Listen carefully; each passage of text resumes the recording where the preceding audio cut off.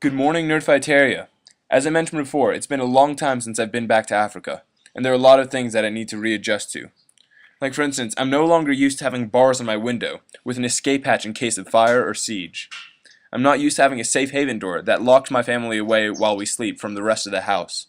I'm not used to having walls and gates and full-time round-the-clock guards. I'm not used to having a yard large enough to get lost in, or chameleons in said yard, or a chicken coop. I'm not used to having my own personal water tower, from which I can see the entire house, the entire yard, and those of the houses around me. I'm not used to having a secret garden at the back of the yard that also doubles as a slingshot range. I'm not used to getting to see my baby sister every day. And these are all day-to-day things that I'm not used to. I'm also not used to traveling on the continent again, driving down an African roadside and seeing small shanties and occasionally donkeys with carts. I'm not used to driving on dirt roads, or collapsed dirt roads, or places where there are no roads at all.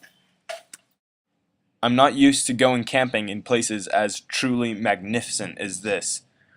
We were perched right on the edge of this cliff, looking over a crater valley from a volcano. And I'm not used to being able to take day trips to caves formed by those volcanoes. We had Maasai guides taking us through the caves and into the darkness. We were supposed to bring a flashlight for entering the caves, but I forgot mine, so I just relied on the light of others to guide my way through the caves. There was something tranquil about it, not being able to see 2 feet in front of me, and that just made it all the more gratifying when finally we reached the mouth and saw the light.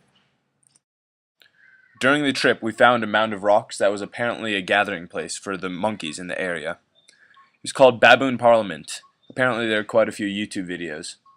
I thought about the name and wondered if it was some sort of political commentary, suggesting that the parliament was always up to some sort of monkey business.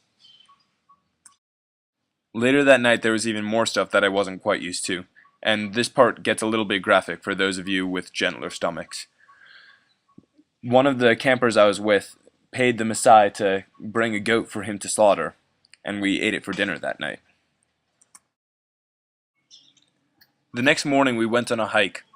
We started at a Maasai village, where they served us tea. I chose not to record that for fear of being rude, but it was very nice. It was made of goat milk, sugar, and special tea leaves. From there we continued the hike for several hours, up the volcanic crater and to the highest peak in the ring surrounding it. We went up so high that we were in the clouds for a while. Along the way we encountered other people. This Indian woman and her Maasai guide had stopped to appreciate the landscape, and in the meantime they discussed religion. She told him about Hinduism, and he told her about his Maasai beliefs. And that is my cue to become incredibly pretentious, so you might just want to stop watching now. But during this trip, I had a lot of time to think. And I started thinking about why people were so fixated on heights. Like, what made them so intriguing? I decided that, at least for me, it was because it made us feel simultaneously great and minuscule. Everything beneath us seemed so small that we felt huge in comparison. And yet, the sheer mortality of it, the fact that we could fall to our deaths with any misstep, made us feel so tiny. We felt godlike and thoroughly mortal at the same time. I think it's for the same reason that we like fire. It'll burn us, but it'll also keep us warm. And in the end, people will sit and stare at a fire for hours on end until they finally feel like going to sleep.